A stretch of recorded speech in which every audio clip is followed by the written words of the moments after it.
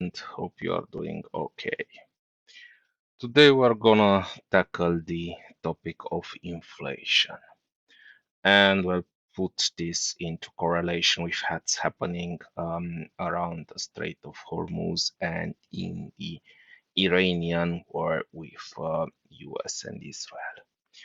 So, following the start of the conflict in late February 2026, the IMF or International Monetary Fund and other global financial institutions have significantly adjusted their inflation outlooks.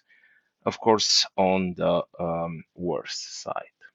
The trajectory of global prices now depends, I would say, heavily on the duration of energy supply disruptions, particularly the status of the Strait of Hormuz near Iran, which was closed during the peak of hostilities.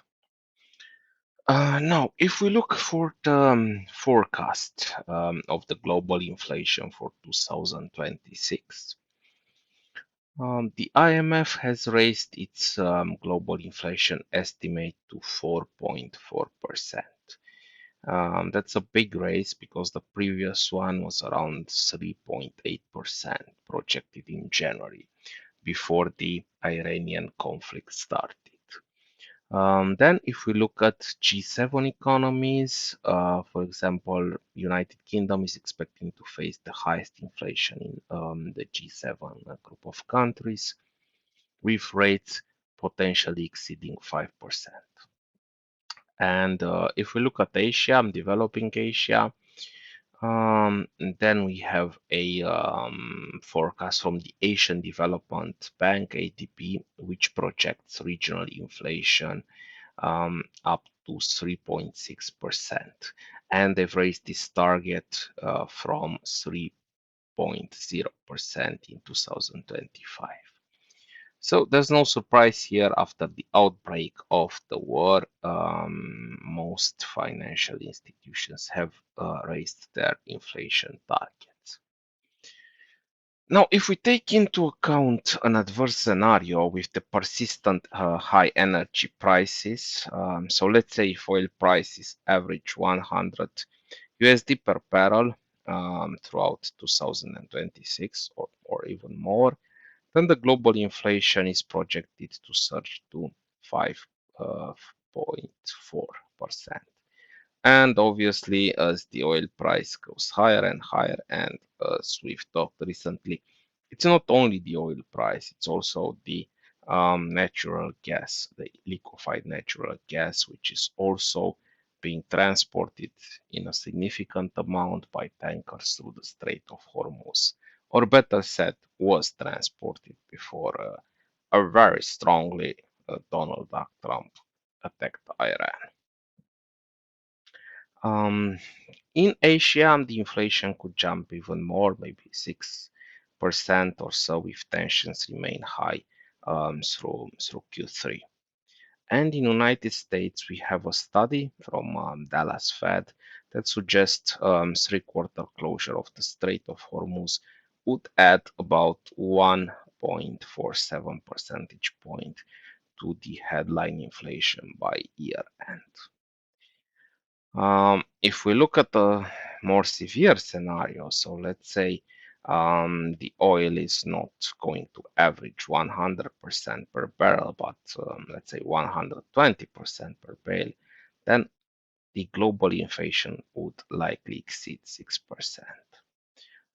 And it's even worse in the countries that already struggle with inflation. So, economically fragile nations like Romania, which has the highest inflation in the EU, or Egypt or Jordan could see sharp inflation spikes up of 20, maybe 25%.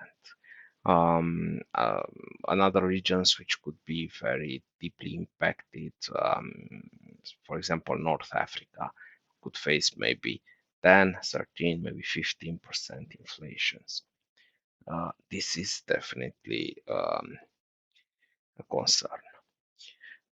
If we look now at the core inflationary drivers, so first of all, the energy supply shock, and that's the elephant in the room. Um, the energy supply shock. So the closure of Strait of Hormuz removed nearly a fifth of the world's oil supply. That's significant. And as I was saying, it's not only oil, but it's also LNG, the liquefied natural gas. Then we are talking about the wholesale price surge. So the producer prices for gasoline at the pump stations jumped over 15% in March. In USA, the gallon of gas is already $4 and probably increasing. And this is expected to pass through to the consumer prices for transport and groceries. So as the gas becomes more and more expensive, then obviously the consumer prices will also follow suit because they need transport to get to the stores and they need energy to produce some of these consumer goods. And there's also a huge stagflation risk. So the International Monetary Fund also warns of a close call for a global recession. The growth below 2% in economy, it was already very, very fragile before the Iranian war. Now central banks face the dilemma of raising interest rates to fight the energy-driven inflation, while in the same time economic growth slows. So that's a problem. And despite the ceasefire on April 8th, the International Energy Agency warns that damage to regional infrastructure means that still oil supplies will not immediately normalize, and they haven't normalized even now, 1 week later, thus keeping the price pressures high. Now, if we look at the central banks, what can they do? For example, in USA, the Federal Reserve, during their latest meeting in March, the Fed held the benchmark rate at 3.5% to 3.75%. So as I've said, they can't really raise it. It's the threat of stagflation, and they can't really lower it because they will fuel inflation even more. The outlook for this, many analysts believe cuts are off the table until early 2027 if the energy prices remain volatile. The chairman, Jerome Powell, has emphasized a data dependent approach. So he was noting that the inflationary impact of the war still remains unclear, but definitely represents a significant upside risk. And also, there's some internal divide with some hawkish member already contemplating to rate hikes to prevent the effects on the market, while the others are prioritizing supporting a weakening labor market, because obviously that has an effect also on the labor market.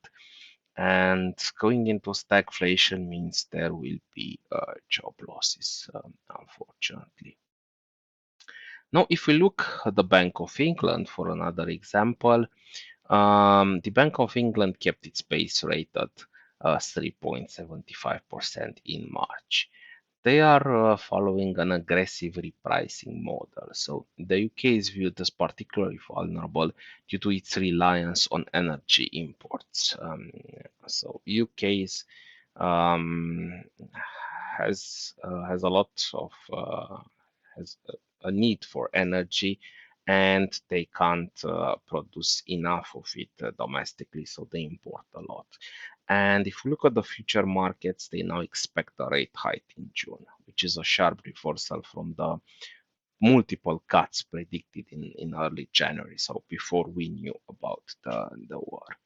I mean, probably Donny knew about the war in early January, and so did Netanyahu, but us regular people, obviously, we didn't.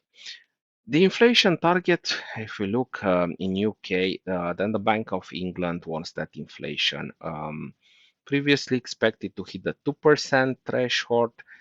this spring now will remain elevated at 4% throughout much of 2026.